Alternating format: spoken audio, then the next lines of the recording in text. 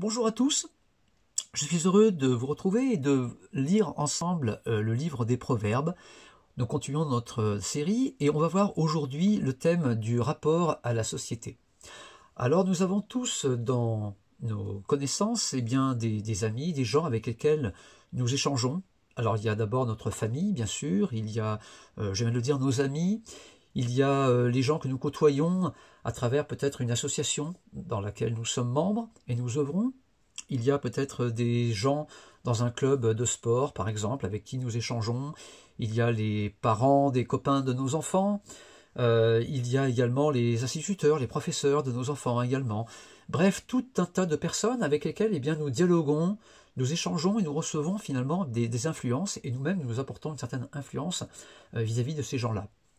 Alors il y a bien sûr les contacts directs avec des personnes physiques à notre époque, mais il y a aussi aujourd'hui, depuis on va dire 3 siècles, des médias, c'est-à-dire les journaux également. Et puis dans un temps beaucoup plus proche, depuis environ une soixantaine d'années, il y a la télévision, qui est un média assez puissant par lequel nous recevons des influences. Il y a eu la radio aussi, et puis plus récemment, il y a bien sûr ce qu'on appelle les réseaux sociaux, Internet, donc Facebook, Instagram, toutes ces choses-là, particulièrement pour les plus jeunes. C'est un média assez puissant et très présent dans la vie de chacun, par lequel nous sommes surinformés et nous avons des influences assez importantes par rapport à tout cela. Alors on va voir dans un premier temps quelles sont les voix que nous entendons dans notre vie. Et on va voir dans un second temps quelles sont ces voix, quelles sont les voix qui sont finalement positives et quelles sont les voix qui sont négatives également. Et puis enfin, nous verrons nous-mêmes comment nous pouvons avoir une influence vis-à-vis de nos contemporains, quelle est la bonne manière en tant que chrétien d'apporter une certaine influence. Donc tout d'abord, les voix que l'on entend et qui nous influencent. Alors on va lire au chapitre 1, versets 20-21. Tout d'abord un premier verset qui dit « La sagesse crie bien haut dans les rues. Sa voix résonne sur les places publiques. Dominant le tumulte, elle appelle. Près des portes de la ville, elle fait entendre ses paroles. » Et puis un deuxième passage au chapitre 8, versets 1 à 3, qui lui ressemble assez, et qui dit « Écoutez, la sagesse appelle, la raison élève la voix. Elle est postée sur les hauteurs, le long des routes, au carrefour, tout près des portes de la ville, là où l'on passe pour entrer, elle fait retentir sa voix. » Alors à travers ces deux premiers passages, on voit que la voix qui est dominante, cette voix qui est présente un peu partout, c'est la voix de Dieu. Dieu désire se révéler à nous. Il appelle tout être humain. Et on voit à travers ces deux premiers versets, en fait, que la voix qui est finalement la plus puissante, la plus importante, celle qui est présente partout, c'est la voix de Dieu. Et plus particulièrement la voix du Seigneur Jésus, celui qui est sa voix, en fait, sa parole. La sagesse, elle crie bien haut donc dans les rues, sa voix résonne sur les places publiques, et on voit dans le deuxième passage, au chapitre 8, elle résonne également sur les hauteurs, elle résonne le long des routes, au carrefour, près des portes de la ville, là où l'on passe pour entrer. Alors elle est présente partout, elle est omniprésente, et ça, c'est le caractère de Dieu qui est omniprésent, qui est présent, oui, finalement, partout. Cette voix également, elle appelle. On le voit au chapitre 1, au verset 21, elle appelle. Dominant le tumulte, elle appelle, et puis également au chapitre 8, il est dit que cette voix, elle appelle, la sagesse appelle. Et donc Dieu nous appelle effectivement à travers son Fils Jésus-Christ. Dieu désire se révéler à tout homme et à toute femme. Donc cette voix, elle est présente partout, on l'a vu, elle est présente notamment au carrefour, à la croisée des chemins, dit d'autres traductions. Et cela nous rappelle également l'évangile de Matthieu au chapitre 22 et au verset 9, avec cette parabole des noces, où l'on voit effectivement, vous connaissez peut-être cette parabole qu'a donnée Jésus lui-même, avec cette personne qui veut inviter à un festin. Il invite des personnes et puis les gens finalement dédaignent un petit peu cette invitation, il y a peu de gens. Et puis finalement il envoie ses serviteurs inviter des gens au carrefour, là où il y a le plus de monde, pour que cette salle des noces soit remplie. Et donc on retrouve cette expression du carrefour, là où il y a le plus de monde. Dieu désire appeler tout homme, toute femme, dans ces lieux où les gens passent, où ils sont présents. Alors nous pouvons tous dire que nous avons, à un moment donné, nous qui sommes chrétiens, été appelés par Dieu, et peut-être que ce n'est pas encore le cas pour vous, et si tu te trouves à un moment donné de ta vie où tu es comme à un carrefour, peut-être hésitant, peut-être à la croisée des chemins dans ta vie, je t'invite à prendre ce chemin étroit et prendre l'invitation que Jésus-Christ te donne en suivant Christ et en obéissant à sa parole. Voilà donc ces deux premiers versets qui nous montrent que c'est Dieu finalement qui a cette voix qui domine. Il domine le tumulte, un peu cette cacophonie avec toutes les voix que nous pouvons entendre dans nos vies, que nous pouvons entendre à travers des échanges, à travers les médias dont nous parlions tout à l'heure. Le Seigneur Jésus, il domine et c'est lui qui fait retentir sa voix. Au chapitre 9, versets 1 à 3, nous lisons « La sagesse a bâti une maison. Elle en a taillé les 7 colonnes. Elle a tué des bêtes pour son festin, elle a préparé son vin. Déjà, elle a dressé sa table. Elle a envoyé ses servantes pour lancer ses invitations. Elle appelle du haut des lieux les plus élevés de la ville. » Alors, on retrouve là encore cet appel dont nous parlions à l'instant. Elle appelle du haut des lieux les plus élevés de la ville. Et on a à travers ces versets 1 à 3 du chapitre 9 une référence claire à la création de Dieu. La sagesse a bâti une maison, elle en a taillé ses 7 colonnes. Alors cette maison dont il est fait mention ici, c'est la terre avec ses 7 colonnes. Alors les colonnes de la terre, c'est une expression que l'on retrouve à de nombreuses reprises dans la parole de Dieu. On retrouve ça dans 1 Samuel, chapitre 2, et on le retrouve également au psaume 75. Et ce nombre de 7 fait référence à la perfection, à la personne de Dieu lui-même. Donc la sagesse a bâti une maison, elle en a taillé ses 7 colonnes, et on sait que Jésus-Christ est co-auteur de la création avec Dieu. Et donc elle a tué des bêtes pour son festin, elle a préparé son vin, elle a dressé sa table, et elle nous invite à un festin. Elle nous invite, là encore, à quelque chose de joyeux.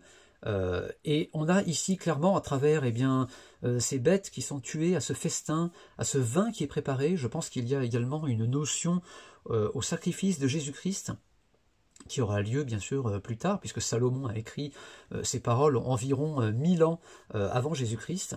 Et il y a ici, je pense, une annonce du sacrifice de Jésus-Christ, et une annonce également du retour de Jésus, qui, on le sait, prépare une place à nous qui sommes chrétiens, et on sait que ce sera les noces de l'agneau, et lorsque Jésus reviendra prendre tous ceux qui auront fait confiance à Dieu, qui auront vraiment cru à Jésus-Christ comme étant le Fils de Dieu, et qui auront obéi, il les reprendra, et nous sommes invités effectivement à ces noces de l'agneau qui auront lieu dans les hauts les plus élevés, c'est-à-dire au ciel, cette fois-ci. Voilà, donc, à travers ces 3 premiers versets, on voit vraiment que Dieu désire se manifester, Dieu nous invite, c'est lui qui fait retentir sa voix, c'est lui qui domine, c'est lui qui est là présent en tout premier lieu. Au chapitre 9, versets 13 et 15, on va voir cependant une autre voix, la voix de la folie. Je lis 9, 13, 15. La folie est une femme bruyante. Elle est sotte et n'y connaît rien. Elle s'assied à la porte de sa maison. Elle place son siège aux points les plus élevés de la ville pour interpeller les passants qui vont droit leur chemin. Alors on trouve effectivement ce thème dont je parlais tout à l'heure de d'âme sagesse d'un côté et d'âme folie de l'autre. Et à travers les différentes voix que nous pouvons entendre, il y a cette voix de cette femme qui est bruyante, qui cherche à perturber cette voix principale, cette voix qui domine, qui est celle de Dieu, qu'on retrouve dans la création même. On le voit, on a vu à travers au chapitre 9, à travers la terre et ses 7 colonnes, cette voix qui est omniprésente. Dame Folie va essayer de couvrir cette voix en faisant du bruit. Et pourtant, cette femme, le texte nous le dit ici, elle est sotte, elle n'y connaît rien.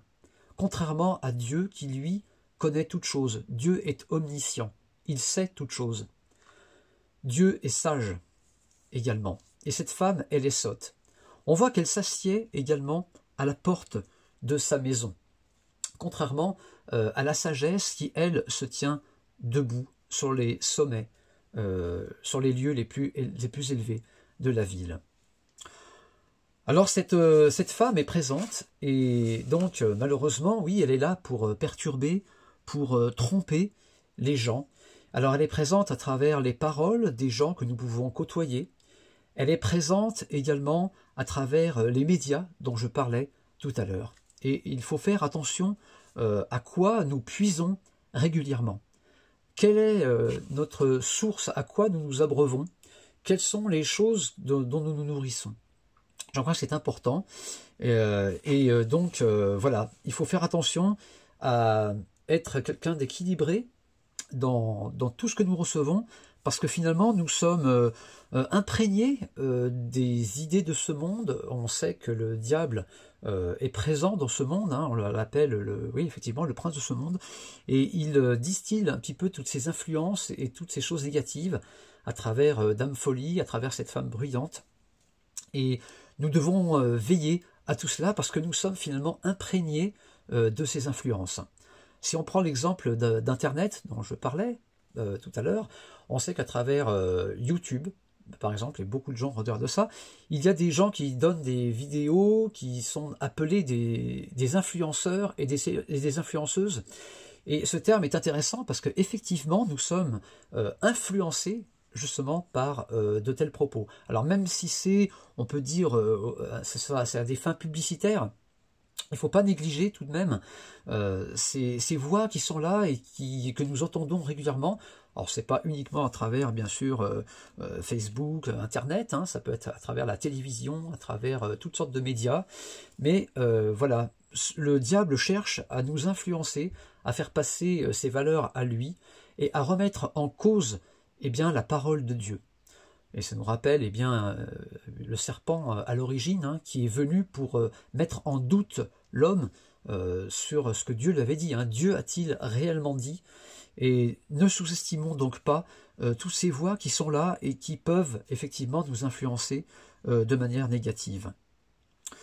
Je dirais dans le Nouveau Testament, ça m'a fait penser à ce passage dans Romains au chapitre 12 et au verset 2, où il est dit « Ne vous conformez pas au siècle présent, mais soyez transformés par le renouvellement de l'intelligence, afin que vous discerniez quelle est la volonté de Dieu, ce qui est bon, agréable et parfait. »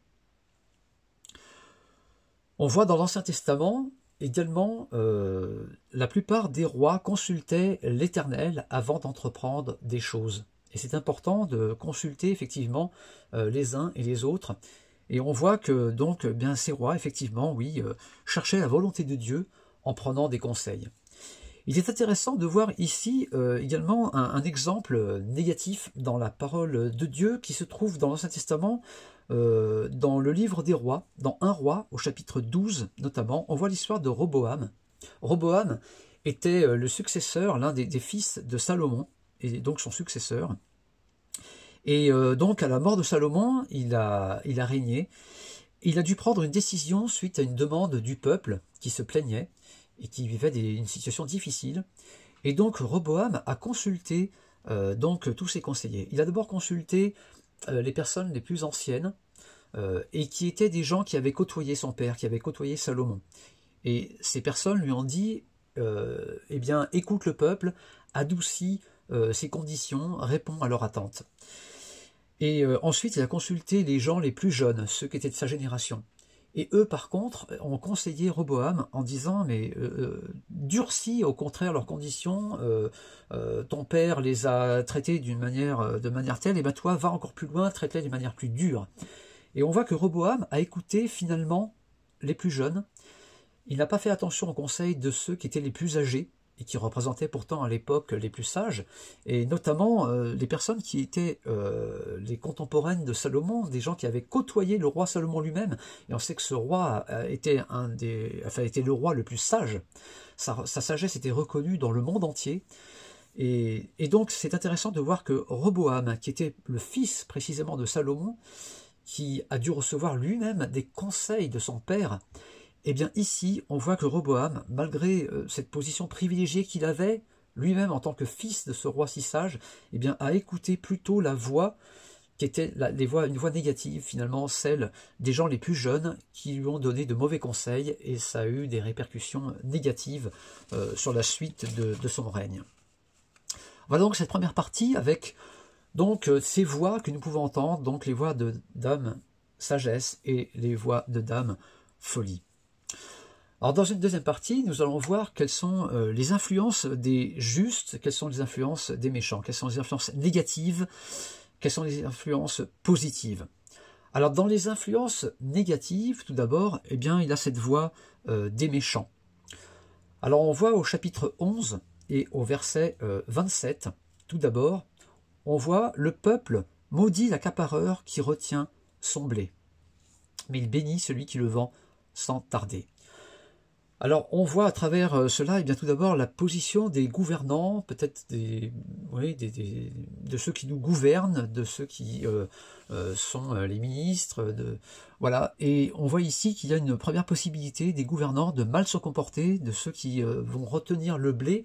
C'est finalement une mauvaise attitude au niveau économique. Alors on peut penser à certains dirigeants qui se comportent mal, qui vont peut-être vouloir avoir des comportements peut-être spéculatifs ou pour opprimer un peuple. Donc un mauvais comportement en tout cas donc de ceux qui ont des responsabilités au niveau d'un gouvernement, au niveau d'une ville tout simplement. Voilà, première possibilité que l'on voit à travers ce verset. Un deuxième exemple, on le voit au chapitre 29 et au verset 2, où il est dit que quand les méchants dominent, eh bien le peuple gémit. Et là, on peut penser à tous ces peuples qui ont à leur tête eh bien quelqu'un qui se comporte mal. On peut penser à ces pays qui sont gouvernés par des dictateurs. Et on a dans l'histoire, malheureusement, de nombreux exemples. L'exemple le plus criant, bien sûr, c'est bien sûr Hitler qui a pris le pouvoir à un moment donné et qui a conduit le peuple dans une folie, dans une logique qui a abouti à la Seconde Guerre mondiale et à voilà, tout ce que l'on connaît de dévastateur. Et on sait encore que ça a une répercussion, que ça a eu des répercussions très très longtemps, ça en a encore. Il y a un verset qui dit que c'est une honte pour un peuple d'avoir effectivement quelqu'un comme ça qui a dominé, qui a conduit un peuple dans le péché. On peut penser à tous ces pays où règne également eh bien, la corruption, tous ces pays où règne l'injustice d'une manière ou d'une autre. Et ça me rappelle ce verset de 1 Timothée au chapitre 2 où nous sommes invités eh bien, à prier pour nos autorités.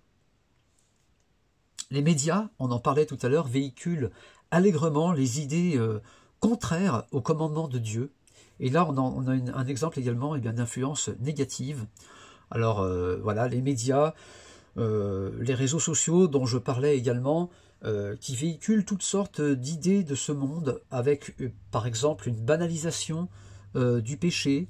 On voit à travers les médias qu'il y a beaucoup de polémiques, par exemple, des discours vains où les gens vont chercher une sagesse à travers des propos, à travers des choses humaines, et en tout cas pas à travers la parole de Dieu. Par rapport à nos amis, nos connaissances également, eh bien, nous pouvons être confrontés à des gens également qui, bien quelque part, sont des gens un peu moqueurs, des gens qui vont souffler le feu. Ça, on le voit à travers le chapitre 29 et le verset 8. Voilà, les moqueurs soufflent le feu, ou dans une autre traduction que nous avons ici, les moqueurs jettent des brandons de discorde dans une ville.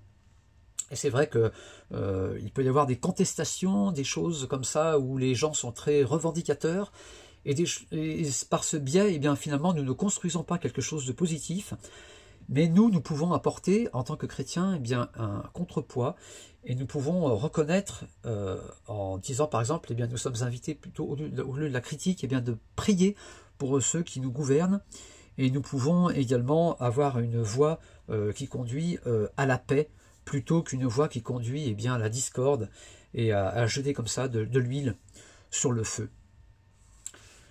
Dans Des choses également mauvaises que nous pouvons recevoir également, eh bien, à travers les médias, à travers des choses, à travers la publicité par exemple, qui nous incite à consommer encore et encore, à ne vivre que pour nous-mêmes.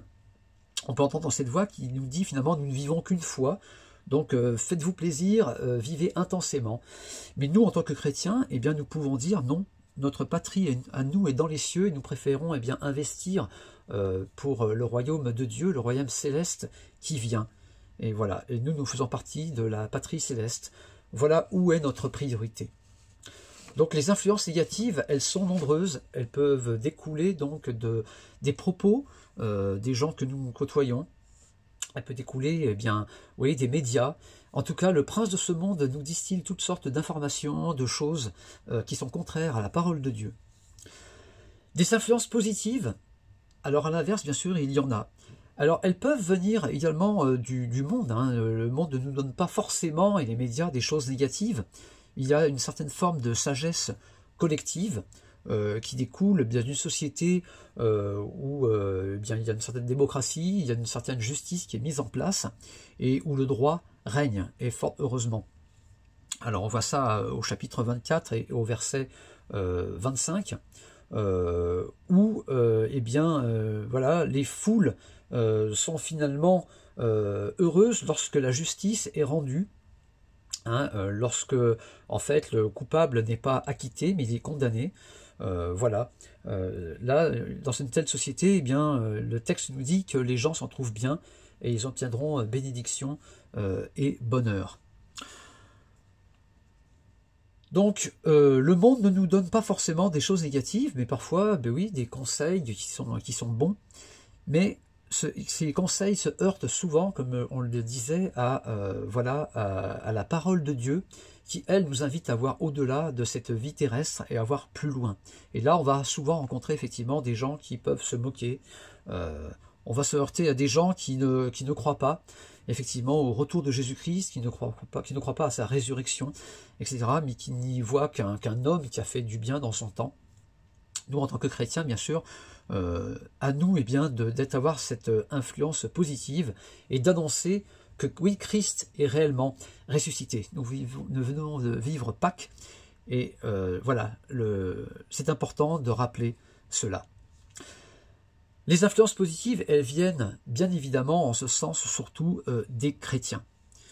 Au chapitre 29 et au verset 2, il est dit « Quand les justes deviennent nombreux, le peuple se réjouit ». Effectivement, lorsque les justes sont plus nombreux, eh bien, une ville, un pays va mieux. Et je pense que là où il y a le plus de chrétiens, où les chrétiens font entendre leur voix d'une manière plus audible, eh bien, à ce moment-là, effectivement, le peuple ira mieux et il y aura plus de bénédictions, par exemple pour une ville. Alors, elle peut venir des chrétiens, mais elle peut également, voilà, elle peut être également, le diable s'immisce un petit peu partout, et il faut se méfier. Par exemple, je vais donner un exemple précis. Lorsqu'on va sur Internet, on trouve des prédications des gens qui se disent chrétiens, mais qui peuvent apporter également des voix qui ne sont pas forcément sages. On entend des fois des messages qui sont donnés par des églises qui vont être dans une position non équilibrée par rapport à la parole de Dieu. Je pense par exemple à l'évangile de la prospérité, où certains vont prôner que lorsque l'on est chrétien, tout va bien aller dans notre vie, nous allons être à l'aise financièrement, Dieu va nous couvrir de bénédictions. C'est une chose qui est fausse, bien sûr. Les bénédictions que nous recevons de Dieu et qui sont réelles sont d'abord des bénédictions spirituelles avant tout. Donc il faut être méfiant par rapport à tout ce que nous pouvons trouver sur Internet, par rapport aux enseignements notamment. Et c'est la raison également pour laquelle, eh bien, nous, en tant que chrétiens, nous devons vraiment être plongés dans la parole de Dieu et avoir une vision complète de la parole, connaître la Bible de la Genèse jusqu'à l'Apocalypse, pour justement contrer ces enseignements qui ne sont pas bons, qui sont faux. Et alors on peut entendre ça sur Internet, mais on peut être confronté à quelqu'un qui va vous donner, vous dire des pseudo-vérités, voilà. Et si on connaît bien, si on est plongé dans la parole de Dieu, eh bien nous serons même à même eh bien, de contrer ces contre-vérités. Donc, le chrétien a cette responsabilité, cette influence positive par rapport à notre époque. Je pense à l'évangile de Matthieu, chapitre 5 et au verset 14, qui dit également « Vous êtes la lumière du monde ». Et cela, c'est notre responsabilité, effectivement, d'être présent dans ce monde, d'être présent un petit peu partout, finalement. Nous pouvons nous impliquer à titre personnel dans pas mal de choses, et nous pouvons nous-mêmes rappeler la parole de Dieu, rappeler ce qui est sage. Cette parole également dans le Nouveau Testament, dans l'Épître aux Éphésiens, chapitre 5, versets 8 à 9, qui nous rappelle et qui nous dit « Afin que vous soyez irréprochables et purs, des enfants de Dieu irrépréhensibles, au milieu d'une génération perverse et corrompue, parmi laquelle vous brillez comme des flambeaux dans le monde. » Alors nous sommes effectivement, oui, le sel de la terre, nous dit la parole, et notre rôle n'est pas de nous retrancher à part, mais d'être présent dans ce monde et d'aller à contre-courant en rappelant la parole de Dieu et en essayant d'avoir une influence positive sur nos contemporains, bien souvent qui ne savent pas distinguer leur droite de leur gauche. Alors, quelle est mon influence dans la société, effectivement? Alors, collectivement, en tant qu'Église, eh bien, nous avons un rôle à jouer. Notre rôle, eh bien, c'est de nous aimer les uns les autres. Hein. La parole de Dieu nous le dit, c'est à cela que nous serons reconnus dans une ville, par exemple, c'est si nous avons de l'amour les uns pour les autres. Et je pensais également à ce passage au chapitre 11 et au verset 25 qui dit « Celui qui est généreux connaîtra l'abondance, qui donne à boire aux autres sera lui-même désaltéré. » Donc notre rôle en tant qu'Église, eh bien c'est cet amour, je disais, les uns pour les autres, ça peut consister à une action sociale également. Collectivement, ça peut consister à des actions d'évangélisation également. Au niveau individuel, eh bien, notre témoignage, notre influence va se révéler dans, bien sûr, les contacts que nous avons avec nos prochains, dont je parlais tout à l'heure. Ça peut être un engagement dans la vie de ma commune, par exemple, en étant présent, par exemple, auprès de choses qui sont organisées par notre commune. On peut être présent dans le conseil municipal également. Ça peut être une façon également de faire entendre sa voix. On peut avoir des responsabilités au niveau politique, pourquoi pas. En tout cas, d'être présent dans la ville, ça peut être un engagement dans une association également. Et bon nombre d'entre nous sommes engagés aussi dans des associations. Je pense à l'épicerie sociale, par exemple. Mais ça peut être d'autres choses. En tout cas, notre rôle, je crois, est d'aller à contre-courant de cette société, peut-être de surprendre par nos réactions, par nos discours. On entend beaucoup parler, bien sûr, en ce moment du Covid, on entend les gens se plaindre, être inquiets. Eh bien, notre rôle va être d'aller à contre-courant de ces plaintes, de ces inquiétudes, et de nous montrer joyeux, par exemple, tout simplement, de se montrer confiant. Pourquoi? Eh bien, parce que nous sommes joyeux, car nous savons que notre patrie céleste, une fois de plus, est en haut dans les cieux. On peut être joyeux, car nous savons que notre destinée n'échappe pas à Dieu. Nous sommes dans sa main, véritablement. Nous avons cette espérance, nous avons même cette certitude d'être dans les mains du Seigneur. Et par notre réaction, par notre confiance, par notre paix, nous pouvons être des témoins, des influenceurs de notre époque. Je pense également aux gens qui sont les plus influents, des gens qui sont connus et qui sont chrétiens. Je pense par exemple au footballeur Olivier Giroud, qui n'a pas eu peur d'apporter un témoignage et de dire « mais moi je suis chrétien, je lis ma Bible chaque jour, je sais en qui je crois ».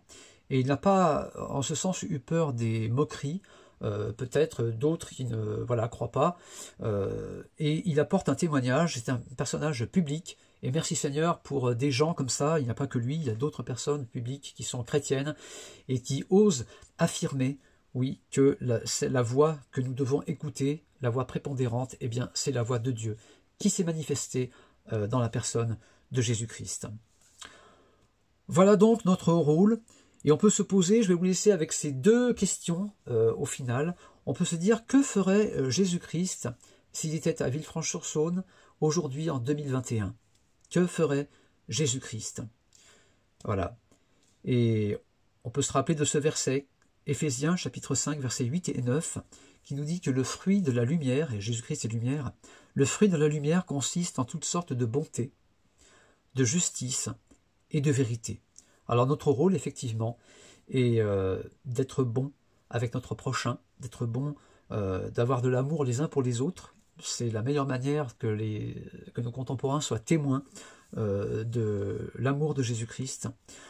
Donc la justice également, qui est si importante, et rappelons-nous donc de la prédication que nous avons eue il y a 15 jours, et enfin de la vérité. Ta parole est la vérité, c'est notre rôle en tant que chrétien de faire éclater cette vérité et d'être des annonciateurs de la vérité. Jésus-Christ est le chemin, la vérité et la vie. Alors une deuxième question que je vous soumets également, que vous pourrez bien débattre dans vos groupes respectifs. Le chrétien doit-il mettre en priorité l'action sociale dans ses rapports avec les autres, ou au contraire doit-il mettre l'annonce de l'évangile? Alors c'est peut-être voilà, une question intéressante. Pour moi, je pense que il n'y a pas de différence entre les deux. Il doit y avoir bien sûr coexistence entre les deux. Ça me fait penser par exemple à l'Armée du Salut, voilà, dont le slogan était ces fameux 3 S. Hein, les 3 S, soupe, savon, salut. On ne parle pas, ou du moins c'est difficile pour une personne voilà, d'entendre l'évangile si elle est dans un besoin criant. On dit que ventre affamé n'a point d'oreille.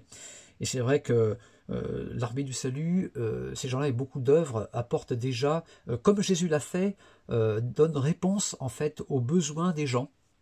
On prend soin des gens dans un premier temps, et dans un deuxième temps, on peut apporter bien sûr l'évangile. Voilà.